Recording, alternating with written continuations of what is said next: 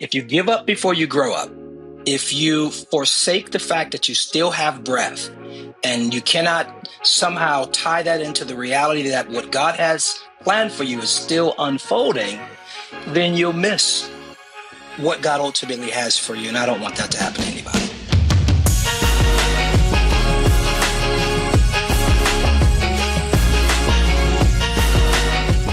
I'm excited today. You're about to meet one of my new friends. I'm going to get to know you as well, Toure. Toure Roberts is here, and thank you, man. Thanks for hanging out for a little bit. I'm really honored to be on your podcast, and thanks for having me. Well, I have gotten to be on your wife had me on a while back. So if you don't know, Sarah Jakes Roberts, that is, I'm quite sure you have probably heard of her. And they're a little duo and a team leading a church in Dallas, leading a huge church in Dallas. We're in Dallas too. I don't know if we talked about that earlier. But yeah, grateful for your life and ministry, yours and Sarah Jakes. So tell me a little bit about the new book and kind of what we're going to get into today. Very good. Well, I got to tell you, I've never been more excited about a message. And this is book number 4. And so, I can say that I felt a little bit like that with each of them, but this one is different. This is the type of book that if I don't write another book, I will feel confident and comfortable and satisfied that this book is in the earth. And yeah, it's so true. And it's kind of invigorated with all of the work and the press because of the message of it. But I think it's a very timely message. So it's knowing, and the subtitle is The Journey to Certainty in an Uncertain World. And the world is constantly, particularly for people who don't know the Lord yet, is becoming more and more uncertain. Yeah. And the brain craves predictability. And so if we continue to experience nonstop uncertainty, then we go into a mode that is not our best version of ourselves. And so I think that most people are not doing as well as they think they are because we were not wired to experience such unpredictability. But what knowing is about ultimately is getting grounded again in the midst of the backdrop of, economic instability in many cases, disruptive technology, all the things that we read about and learn about every single day. And the backdrop of that, God is up to something. And what he's up to, I believe he's going to do through his people. In fact, the Bible says that those who know their God are going to be strong and carry out exploits. That's in Daniel. And so that's in that's in the context of the last days. And so knowing is about helping people tap into this God-given inner faculty that allows them to perceive in the midst of chaos what God is doing and how they fit into that plan. I love this. And I imagine this comes from, like all of us, a time in your life where it wasn't so clear, or a time when you didn't know and it felt like chaos to you. Have you experienced that season? Oh my God! How many? Which? That's a series. That's an 8 season television show. But yeah. In fact, there's a chapter in the book called "The Unfolding of Knowing," and what I didn't know, and I'll get into some of the things. But what I didn't know when I was in some of the most challenging seasons of my life is that what God knew before He put me in my mother's womb was yet still unfolding. And what a lot of people do is when they find themselves in the midst of something they've never experienced before, something that threatens to ruin everything, they give up before they grow up. And as long as you've got breath, God's plan is still unfolding. And so, one of the most, I think one of the most memorable moments in my life was, I went through a divorce, and it was devastating. I threw everything I had and then some at trying to make this marriage work. Now the foundation was shaky, but still, I I did everything that I knew to do as a believer, as a Christian, as a man of faith. And yet it still fell apart. And I felt, Jenny, I felt defeated. I felt like, how can you be a man of God, and walk through this? And it was I gotta say, it was the darkest season of my life. I went to my board at the time and said, I am resigning. No scandal, no infidelity, just over, unfortunately. And they said, no, you're not. And God had to use this particular couple on my board because they typically will side with what I want to do. I mean, they'll challenge it, but if there's no issues, they'll side with it. They're really supportive. But they looked me in my eye and were outside of their normal personality and said, no, you're not. If you need to take some time, but you're still called, and this will pass.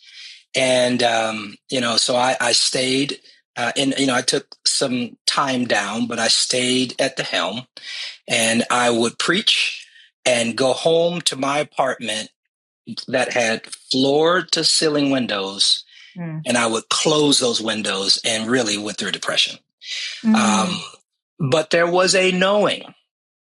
There was a knowing within me, albeit faint, that said, even this is going to when I finish with what I'm doing, when your life unfolds, you'll see my hand has never left you. And so, I mean, that's just one moment. And, it was tough. It was difficult. But when I tell you, out of something that you would never think that something beautiful could grow from a family dynamic. And I'm talking about the family. I'm talking about everybody in the equation. My ex-wife, my children, we've been almost married 12 years now. The whole blended family, everybody's healthier. Everybody's serving God. And but again, if you give up before you grow up, if you forsake the fact that you still have breath and you cannot somehow tie that into the reality that what God has planned for you is still unfolding, then you'll miss what God ultimately has for you. And I don't want that to happen to anybody. When you look around right now, I'm going to change the subject here, but it's on subject. Are you encouraged? Are you discouraged? What do you feel? I mean, it's all chaos. I love it. I love it. Thank you for asking me that question. And this is literally why I wrote the book. It's because even though I am watching people experience the chaos in real time, I've never been more excited. Now, I love the Bible. In Matthew 24, there is this backdrop of I'll call it cray cray. You just gotta let me be. This backdrop of cray cray. There's a lot of cray cray in that book. Wars, rumors of wars, earthquake, divisiveness, all these sort of things. Check. And then Jesus says something like almost out of context. And he says, and this gospel of the kingdom will be preached to all nations. So when I read the text, I see things increasingly getting worse. I mean, in frequency and intensity, just all these negative things happening. And if the context of Jesus saying, and this gospel shall be preached unto all nations, if the rhythm of that text is things are going to be so in greater frequency and greater intensity, so does the gospel. And so, I felt like I want people to feel like I feel during these times. I see people upset. I mean, making some really bad decisions. And this is the last thing I'll say to that point. There's an assumed instruction in that passage. And the assumed instruction is, it says, and because the love of many will grow cold, there's going to be these things. Okay, so it says because of love. So wait a minute. We're called to be lovers. So if it Mm, says, and the love of many will grow cold, there is a whisper to say, don't mm, let the offenses that come to you dysregulate you and cause you to be someone different than who God created you mm. to be. And so it's kind of back to that Woo! uncertainty and how it deregulates you. No, wait a Yeah. minute. No. I got to stay grounded because in the Mm, backdrop of this yeah. cray cray, I need to see clearly. I need to, hey, get upset. Scripture says be angry and sin not. That's regulation. Yeah. Okay. There's things Mm, that will make you mad, but don't miss the mark, right? You got to be yeah. on it, so Yeah. I'm actually excited because Yeah. there I mean, is it's a like a way. wake up call. Cause don't you see, I feel like the driving force behind so much of the division, behind so much of the upheaval we see right now is fear. Yes. Oh, Everybody's afraid. And so they're defending something. They're trying to, protect something. And it's like nobody can have any reasonable conversations anymore because everybody's just afraid of each other and what I don't know. How's that playing into this story? 'Cause it totally plays into the story. So I argue in the book that knowing, people think, so obviously, I mean, when it comes down to it, knowing is hearing God's voice and really being sure of that being his voice, having a knower. Bible talks about in Hebrews 5, your senses being exercised to discern both good and evil. That word senses literally means organ of perception. So we have a knower. God gives us a knower. He gave us ears to hear, a nose to smell. Why would he not give us an inner faculty to perceive him? That would be crazy. So we are designed to know, so much so that I'm going to go on a little journey, but we're designed to know so much so that, remember, when we cannot predict, we go into we go into the fight, flight, freeze mode when we cannot predict. That means that somewhere in our design, I believe, we were created to know. Now, let's go back to the garden. We were in the garden and we were in the context of knowing with the Lord. The enemy comes, and the first thing he does is he wants to attack what we know. We were Mhm. naked and unashamed, right? We didn't have any fear, naked and unashamed, because we were in the context of truth, the context of knowing. God spoke, what he spoke was there, we experienced it. Satan comes. Did God really say? What is he after? He's after our knowing. And Mm, now, once he disrupts our flow with God, our flow of yeah. trust and love and covering, now what do we do? Now we're afraid. We're Adam, where are you? Now I'm Mm, afraid. I'm trying to cover myself up. mm, And the moment that I am driven by fear, my life is significantly downgraded. right. I'm thinking about Romans 8.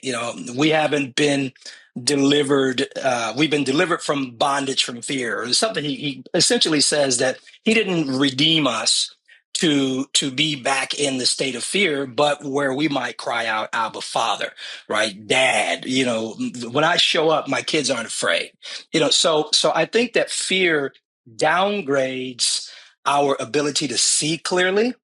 And I'll tell you what's tricky about fear. Fear masquerades itself as wisdom and discernment. Mm, Sometimes no, you're afraid. You're calling it hypervigilance. right. You call it. So I Yeah. think fear plays a part, and hopefully, as we keep preaching the gospel and keep introducing to Jesus, his perfect love is going to cast out the fear in people's lives.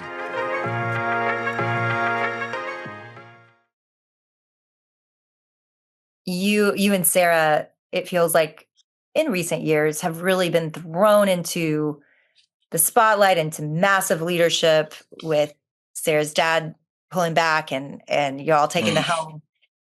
Has that felt like expectations, pressure? Like what does that internally do to you to fill such big shoes to Oh. take on such a big mantle? I almost did a little scene on stage where we had just taken over the church and I was going to buy some big clown shoes, like massive 2 feet long clown shoes I wish you'd done that. and walk across the stage in them. And I actually told my father-in-law about it, and he thought it was funny. And I He would have laughed. Yeah. and but then I had a real epiphany, and here is the truth. And I said this on stage, and the clip kind of I guess people appreciate that clip. I said, and then I realized I'm actually not called to fill his shoes. Mm. I said, it was the shoes that I'm wearing now that were aligned with the steps that God had ordered for my life. And and this is Sarah the same way, if we try to feel, it's almost like putting on Saul's armor. I got to work my slingshot. I got here by my slingshot. And so, but the human side of it, so that's truth. Yeah. But the human side of it, totally. It's like, we're taking over the church. Bishop Jakes, arguably, in my estimation, is the most prolific, profound, accomplished pastor and leader of our generation. Like, so we're stepping up. It's a reality. Yeah, It's man. a reality. Yeah. And so, and listen, we step up to preach, and I know they would rather hear him. I would actually rather hear him. Yeah.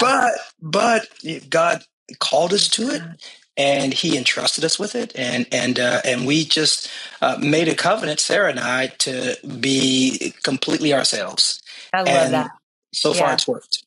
Well, yeah. I mean, you look at the Bible and it's like a big giant succession plan. Like there's always, the Joshua after the Moses, and there's always somebody coming, Solomon after David. And that I think this is biblical and beautiful and amazing, really, to see and the next generation come up and love Jesus and give Jesus away. I think it's really beautiful from the outside, just that turnover. I mean, so many people don't do it till they die, they just hang on. And so I appreciate that. And it's really special that it's you guys that are his family.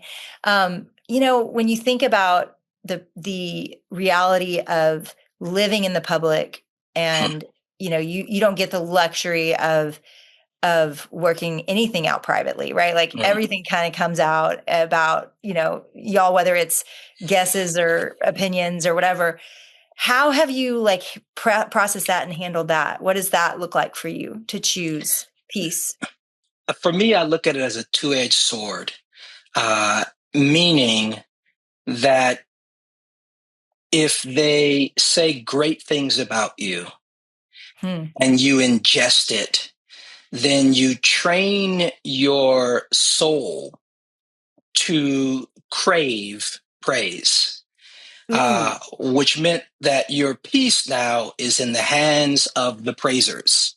Ooh. And conversely, if you are significantly damaged by the negative opinions of others, your peace has been disrupted in that context as well. And so I look at Jesus, and I think it's in John chapter 3 or 4. It's early in the Gospel of John. And he says, I don't need man to testify of me. He says, for I know what's in man. And now in hindsight, I'm thinking about it, he knew that, some people believe the same crowd that praised him and called him Hosanna were the same ones who crucified him. So for me, it is the inner conviction. Hey, God, are we okay? Is my heart pure before you? Am I in obedience to you? Wow. Is my accountability circle affirming and validating my actions and my thoughts? If I can check those boxes, then, it's nice to get a good comment, not so nice to get a bad comment. But I have really divorced myself from either. You know what I mean? It's like live by it, die by it, right? Yes. I mean, if that's what you're going to live for, you're going to end up dying by it too. Man, that's good. I love that perspective. That is so helpful. And it just kind of is, I just think, I don't know what you feel like. I don't know how old you are, but I would guess we weren't too far apart. But I would think like the older I get, the more I'm just thinking, it's going so fast. Like, what's the point? So it's all just moving fast. And I just feel like whether it's bad or good, we're going to be home in a minute. and Mm, it'll be mm. okay. It'll be Yeah. okay. Yeah, I am grounded in that. We have younger kids. We have our Ella is 10. She was 9. She actually wrote the foreword of the book. Oh, no way. I saw Yeah. that. I wondered, oh, that's so sweet. Oh, that's But so sweet. but we're beginning to talk to her about heaven, Yeah. because she's coming into that stage where she's, hey, what happens after death and this and that, but not the Sunday school version. Hey, mom, dad, like tell me, like help me to Yeah. truly understand it. And and and it is reassuring, because at the end of the day, you're right. Hey, to be absent from the body is to be present with the Lord. But I must say, I am excited for I want to run on and see what the end is going to be. The Bible talks about the Yeah. kingdoms of this world shall Yeah. be the kingdoms of our Lord and Christ. And of course, we know that's going to be at the end of it, but I don't think it's just going to flip. I think Yeah. there's going to be a building up to that. And I want to be a part of that army that helps to bring that to fruition. Right. I know. Do you feel like he might come back soon? Yeah, Jack Hayford was my pastor and mentor for a very long time. And he he said something. He said, everyone's wondering about whether or not we are in the last days, and I understand why. He said, but at the end of the day, you're in your last days. It was such just a simple truth. Freeing. Like, I'm in mine, These are the only days you got, man. It's all you got. Exactly. Exactly. But I want to be Yeah. found. I want to be found. I want to be found faithful. And I am suspicious of the limitations that I put on myself, and the limitations that life itself puts on. I've been really blessed in a lot of areas. Before I was pastoring, I was a businessman. I, own a tech company, and so my background is because I'm an entrepreneur now, and I invest in Oh, everything. But I got there because I always was suspicious of the limits. I always, if yeah. someone said I can only go so far, Ooh, that's good. Yeah. I was a little suspicious of that Yeah. line.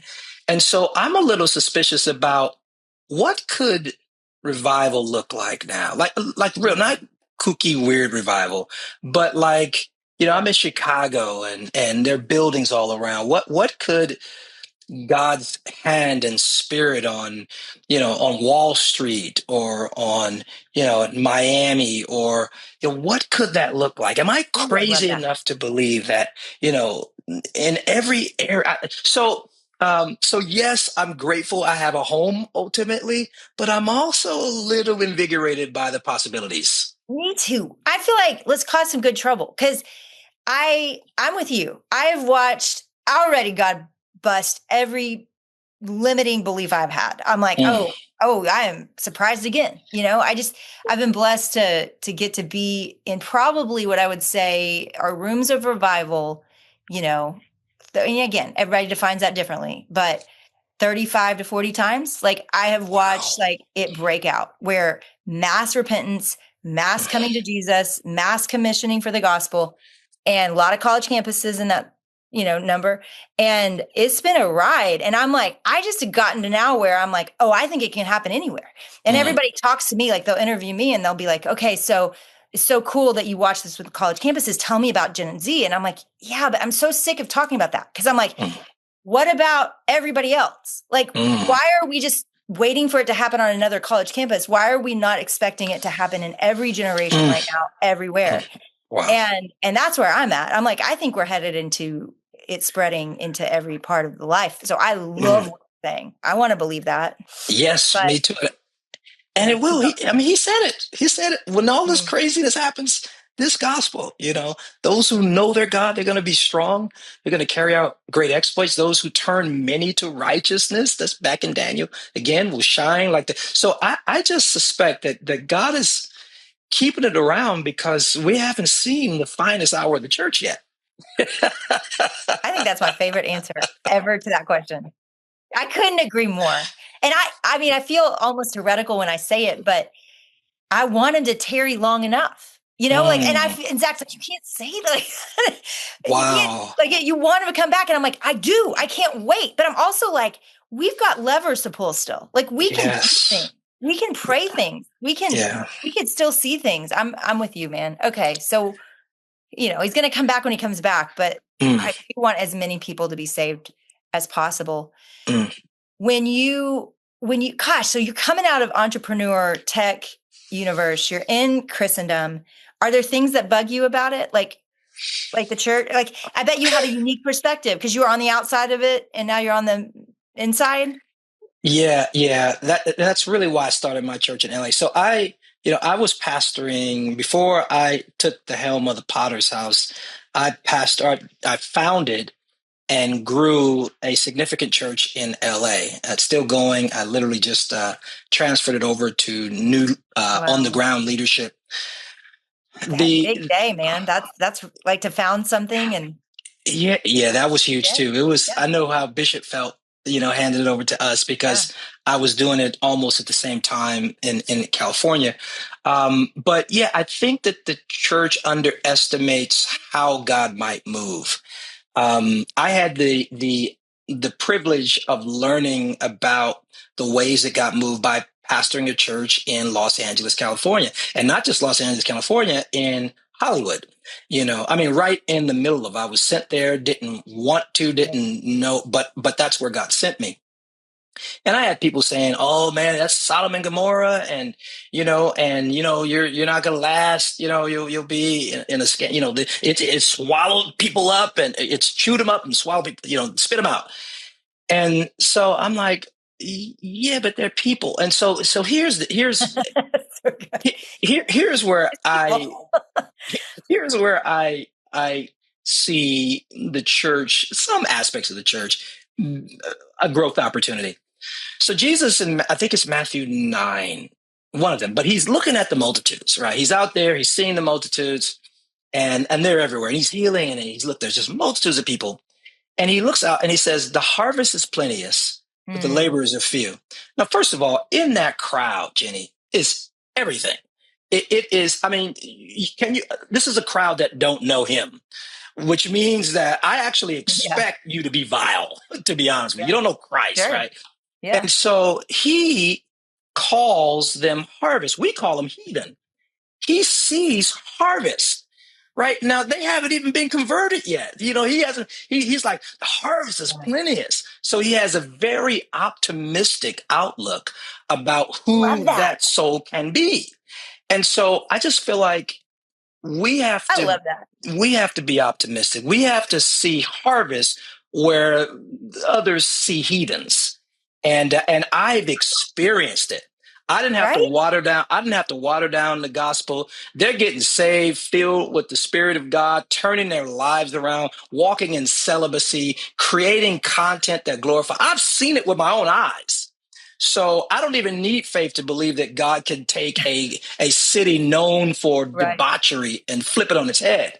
So I just want to see a wider spread belief in the Yeah. church and optimism, because I believe that the Man. fruit will follow.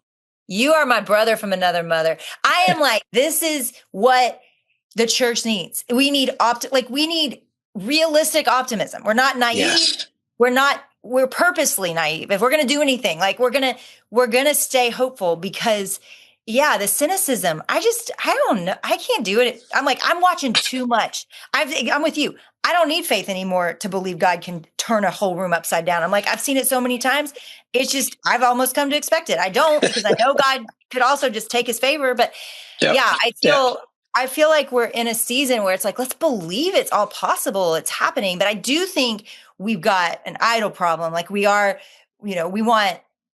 probably a little too much about other kingdoms being built and everything working out for Mm, us. And so mhm.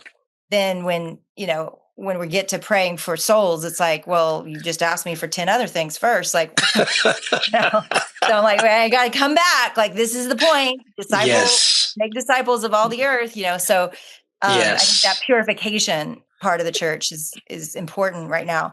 But what would you say I mean, this is just a personal question. So Yep. all of Yep. you that are from other countries and that are listening, that are from other states that are listening, just tune out for a minute.